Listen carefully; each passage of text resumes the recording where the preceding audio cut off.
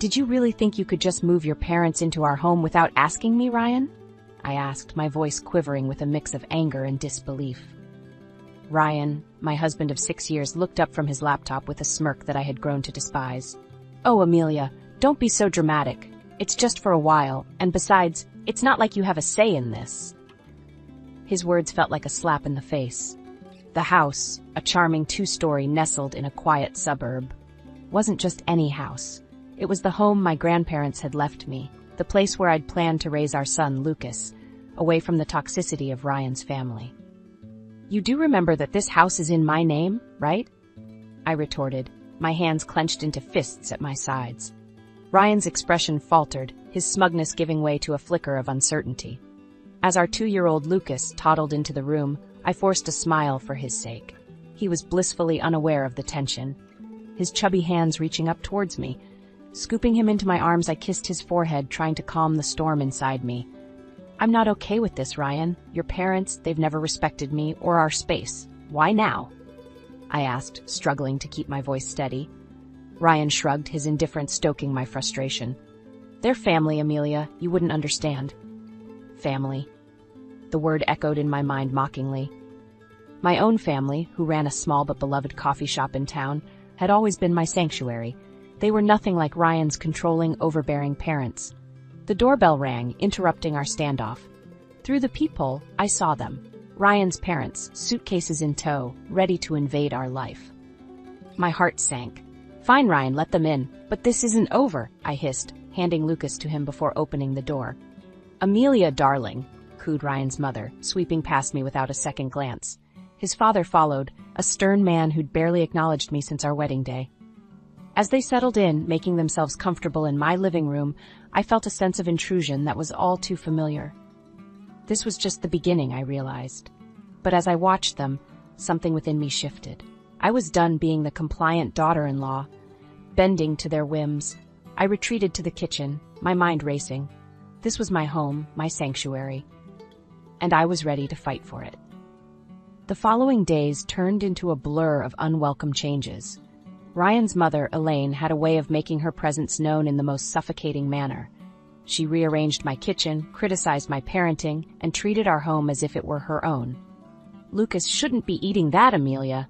It's not healthy, Elaine chided one morning as I prepared Lucas's breakfast. I bit back a sharp retort, feeling the familiar sting of her judgment. He's fine, Elaine. It's just cereal. She'd skeed, shaking her head. In our house, we believe in a proper diet. You really should learn. Her comments were like needles, each one pricking at my patience. Ryan, as usual, was of no help, buried in his work and oblivious to the growing tension. One evening, as I put Lucas to bed, Elaine barged into his room. He's still not sleeping through the night? You must be doing something wrong. Her words were a slap in the face, undermining my efforts as a mother. I'm doing the best I can, I snapped, unable to contain my frustration. Elaine's eyes narrowed. Clearly, your best isn't good enough. Maybe if you had a real job and some structure in your life. I felt a surge of anger. This is my house, Elaine. You're a guest here. Don't forget that. Her laugh was cold and dismissive. Oh dear. Ryan never mentioned how delusional you are. This is his house too, and as his mother, I've every right to be here. The following day, I reached my breaking point. I found Elaine in Lucas's room, going through his drawers. What do you think you're doing? I demanded, my voice trembling with anger. I'm just organizing. This room is a mess, she replied, not even bothering to look at me. That's it! I want you out of my house now! I exclaimed, feeling a mix of fury and desperation. Elaine turned to face me, her expression one of mock surprise. Your house? Oh, sweetie, you're just the wife. This is Ryan's house too, and he wants us here. I stormed out of the room, my mind racing with 1,000 thoughts. Ryan's betrayal, Elaine's intrusiveness, the way they dismissed my feelings, it was all too much. I was tired of being pushed around, tired of having my home invaded by people who had no respect for me. That night, as I lay in bed, a plan began to form in my mind. I was going to take back control of my life, my home, and my son's future. Ryan and his parents had crossed a line, and it was time for them to learn that I wasn't going to be their doormat any longer. The fight was just beginning, and I was ready. A few days later, Ryan dropped a bombshell during an already tense dinner. My parents need to stay with us longer. Their house is undergoing renovations, he said, nonchalantly, as if it were the most natural thing in the world. I felt my blood boil. Longer? Ryan, we never discussed them staying in the first place, he shrugged, avoiding my gaze. It's just for a few more weeks. What's the big deal? The big deal? The big deal is that your mother treats me like an intruder in my own home. I snapped, my frustration reaching its peak. Elaine, overhearing our conversation, chimed in with her usual condescending tone. Amelia, you're overreacting. We're family. You should be more accommodating. That night, sleep eluded me. Their words echoed in my mind, fueling a growing resolve. I wasn't going to let them walk all over me anymore. It was time to fight back. The next morning, I called my brother, Alex, who had always been my confidant. They're taking over my life, Alex. I can't take it anymore, I confessed, choking back tears. Alex's voice was firm and supportive. Amelia, you need to stand up for yourself. Don't let them bully you. It's your house, your rules. His words were the push I needed. I decided to confront Ryan, but this time, I would be prepared.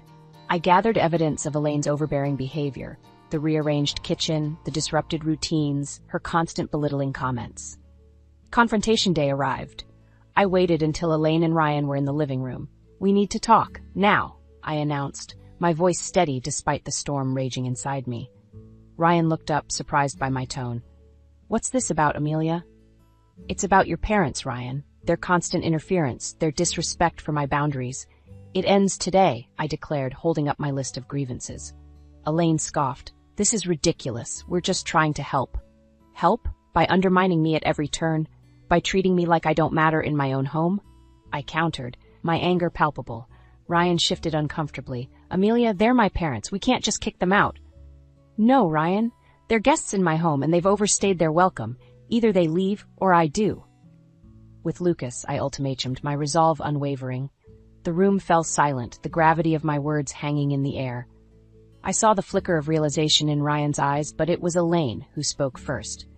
You wouldn't dare, she hissed, her facade slipping. Watch me, I retorted, my voice laced with determination. That night, Ryan's parents packed their bags. As they left, Elaine shot me a venomous look. You'll regret this, Amelia. But as the door closed behind them, I felt a weight lift off my shoulders. It was the first step in reclaiming my life, and I was ready for whatever came next. The days following Elaine and her husband's departure were eerily quiet. Ryan's demeanor had shifted to one of cold detachment, his interactions with me minimal and strained. I found solace in the peace of my reclaimed home and the joyous laughter of Lucas. One evening, as Lucas played with his toys, Ryan announced, I've got to go on a business trip. I'll be gone for a few weeks. His tone was indifferent, as if our strained relationship had taken a backseat to his career. Fine, I replied curtly, barely concealing my relief at the prospect of his absence. After Ryan left, the house felt different, liberating even. I started to revert the changes Elaine had imposed, each alteration feeling like a small victory. But the true turning point came when I stumbled upon a series of emails on Ryan's laptop, which he'd carelessly left open. They detailed an affair, an ongoing betrayal that cut deeper than any of his mother's snide remarks. Anger, hurt, and a sense of betrayal churned within me. I decided it was time for Ryan to face the consequences of his actions. I began to meticulously plan my next moves, each step calculated to ensure that Ryan and his family paid for their deceit and manipulation. The first step was to secure my financial and legal standing. I contacted a lawyer, explained my situation, and started the proceedings for what was now an inevitable divorce. Next, I turned my attention to the house, the symbol of my grandparents' legacy and my independence. I reached out to a real estate agent. I want to sell the house, quickly and quietly, I told her. She was taken aback but sensed the urgency in my voice. Are you sure about this, Amelia? This is a big decision, she cautioned. I've never been more sure of anything, I replied with a resolve born of betrayal and a newfound strength. The house went on the market, and within days, offers began to roll in. The thought of Ryan returning to find his precious control stripped away brought a bitter satisfaction. In the midst of this, I reconnected with my family, drawing strength from their support. My parents were appalled by Ryan's behavior and rallied around me and Lucas. "We're here for you, no matter what," my father assured me. As I watched Lucas play, innocent and unaffected by the turmoil, I made a silent vow to protect his happiness at all costs. Ryan's return loomed on the horizon, but I was no longer the woman he had left behind. I was ready to confront him, armed with the truth and a plan to reclaim my life. The day Ryan returned was marked with a tension that hung thick in the air. I had rehearsed this moment in my mind, envisioning every possible outcome, yet my heart raced as I heard his key turn in the lock. "Amelia, I'm home," Ryan called out, his voice echoing through the now unfamiliar space. I emerged from the kitchen, my posture rigid. "Welcome back, Ryan. We need to talk." He glanced around, noticing the changes I had made. "What's going on? The house looks different." I didn't flinch. "I sold the house, Ryan. It's no longer ours." His face contorted with disbelief. "You did what? You can't just sell our house without telling me." "It's my house, Ryan, and after what I discovered, I don't think you have a say in it anymore," I said, my voice steady but laced with a simmering anger. He scoffed, trying to regain his composure. "What are you talking about?" "The affair, Ryan. I know everything," I revealed, watching as his facade crumbled. His attempt at denial was weak and short-lived. "Amelia, it's not what you think." "I think it's exactly what it looks like. You betrayed me, our family," I retorted, the hurt evident in my tone. Ryan's expression shifted from shock to anger. "You're overreacting. We can work through this."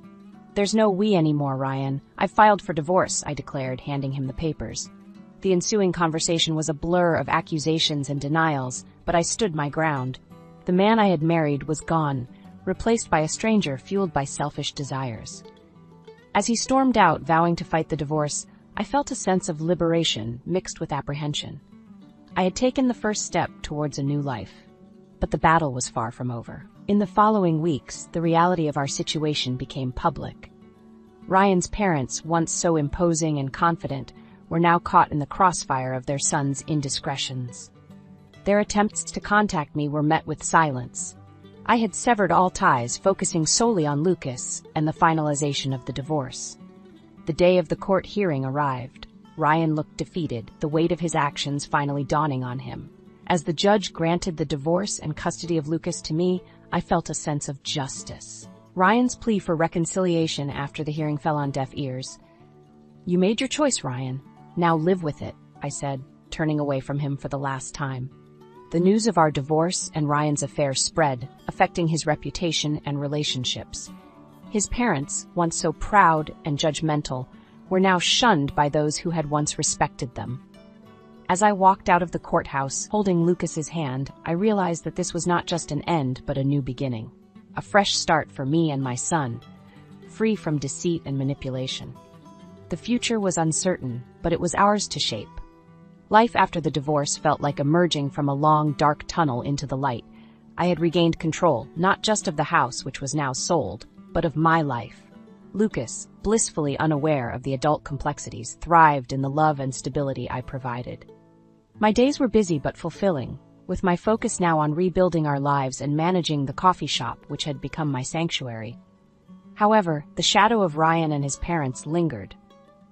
One day, as I was closing the shop, Ryan appeared, looking disheveled and desperate, a stark contrast to the composed man I had once known. "Amelia, please, I need to talk to you," he pleaded, his eyes searching mine for a hint of the compassion that once existed.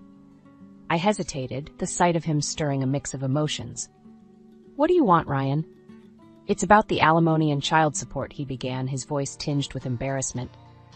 "I can't afford it. My job. I lost it because of the scandal, and my parents, they're broke too." His words were like a cold splash of reality. "That's not my problem, Ryan. You made your choices, and now you have to face the consequences."